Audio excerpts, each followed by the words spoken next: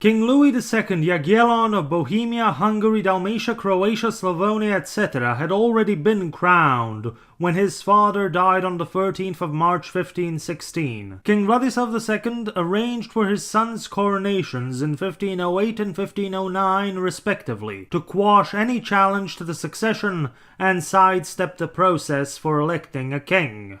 As Louis was to be the third child king of Hungary and Croatia in a century, King Vladislav had appointed guardians for Louis. Officially, his guardians were his uncle, King Sigismund of Poland-Lithuania, and his grandfather-in-law, Emperor Maximilian von Habsburg of the Holy Roman Empire.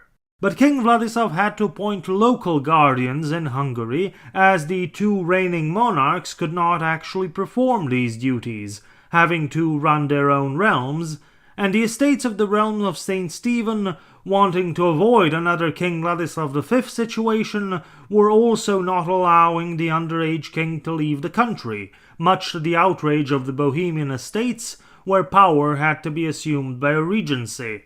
Among these guardians was King Vladislav's nephew, Margrave George of Brandenburg-Ansbach, who was also one of the biggest landholders in the realm, having inherited his estates from his late wife Beatrice Frankopan, who was widow to John Corvinus, illegitimate son to the previous king, Matthias I Corvinus. Another guardian was John Bornemisza, Castellan of Buda, and former treasurer, and son of a peasant.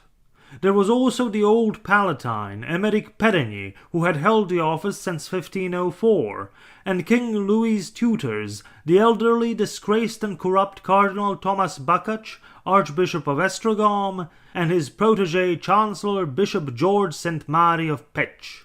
These men were experienced and loyal to the king, old and new, but according to their enemies in the royal council and the diet of the realm, the king was surrounded by interfering foreigners, pretentious commoners, doddering old magnates, and corrupt clerics, all of whom were incompetent, as they had failed to solve the pressing problems the realm was facing for decades. The main opponents of these men were the leaders of the biggest faction of the minor nobility which dominated the Diet. One was Stephen Verbozzi, minor noble, constitutional scholar, orator and ideologue of the minor nobility. The other was the voivode of Transylvania, Janos Zapola, war hero, repressor of the recent peasant rebellion and the richest magnate of the realm, who had made himself out to be the champion of the poor minor nobility. The Diet of the realm of St. Stephen, summoned soon after Louis' succession, decided to appoint a regency council, consisting of 12 members from the ranks of the magnates and great prelates, and 16 from the ranks of the general nobility.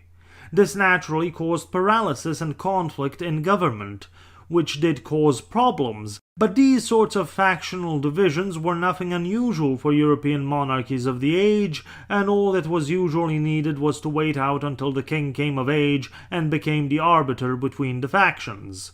But the realm of St. Stephen faced an existential threat. The Ottoman Empire was conducting constant border raids that had been devastating and draining the realm's defenses and finances for the last 50 to 60 years. The realm was defended by natural barriers, such as the Carpathian and Dinarid mountain ranges. In their passes and along the Danube and other rivers was a system of fortresses founded over a century before by King Sigismund and strengthened half a century later by King Matthias. But the fortress system was cracking.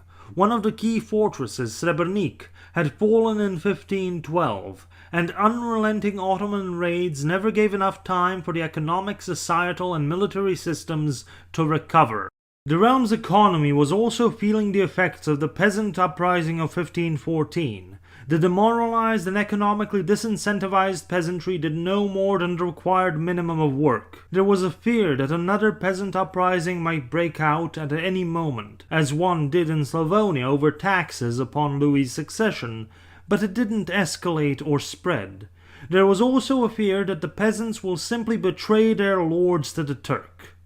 The repeal, suspension, or just not implementation of the anti-peasant laws and measures passed following the suppression of the peasant uprising of 1514 didn't do much to fix the situation, as most laws that increased peasant burdens, limited their economic activity, and systematically forced the peasantry into effective serfdom were implemented before 1514. This is not even mentioning the fact that peasants were fleeing en masse from raided and devastated areas where manpower was needed most, or they were killed or dragged off into slavery by Ottoman raiders. To avoid the devastation, some landholders on the border made secret deals with the Ottomans, allowing their raiders safe passage and giving the Sultan tribute, just to spare their lands. But sometimes that was not enough, as a deal made with one Ottoman pasha didn't necessarily apply to another. The raids, the devastation and exhaustion of the defensive system allowed the Ottoman border bays to easily take over minor castles that surrounded and supported the great fortresses, cutting them off from supply and strangling them. One of these fortresses was Jajce.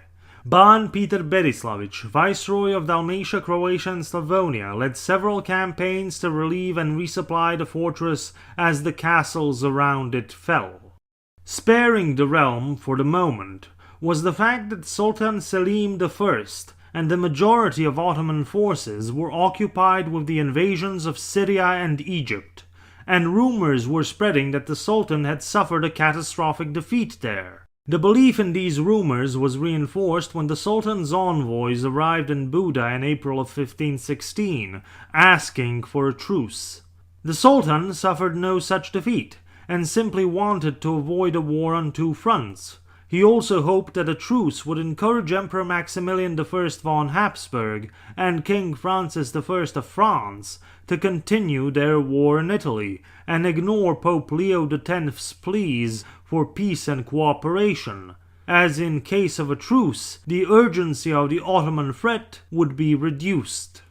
But there would be no truce with the Sultan. The estates didn't want to give the Ottomans time to reinforce their newly acquired positions, especially not if the Sultan had indeed suffered a defeat in the east. And since any truce would still mean the continuation of the border raids, it seemed to be a meaningless gesture. As Stephen Verbozzi put it, "The country is destroyed more during truces than during war." King Louis's counselors wrote to King Sigismund and Emperor Maximilian, begging them for a concentrated European effort against the Sultan. If this realm is now unable to repel such partial incursions, what will happen if that Lord of the Turks, having arranged things in Asia, turns all his might and rage against the realm of his Majesty, to which he fully aspires? After the conquest of Syria and Egypt in 1517, the Ottoman Empire had a territory 5 times the size of Louis's realms, with 3 to 4 times the population. The Sultan had an income of 4 to 5 million florins per annum, while Louis had 4 to 500,000. The Sultan commanded a standing army at his beck and call of over 100,000 soldiers, while Louis could slowly muster an army of around 30 to 40,000 noble banners and some mercenaries, if he was lucky. In the Ottoman Empire, the decentralized feudal realm of St. Stephen faced what some call the first centralized absolutist state in Europe.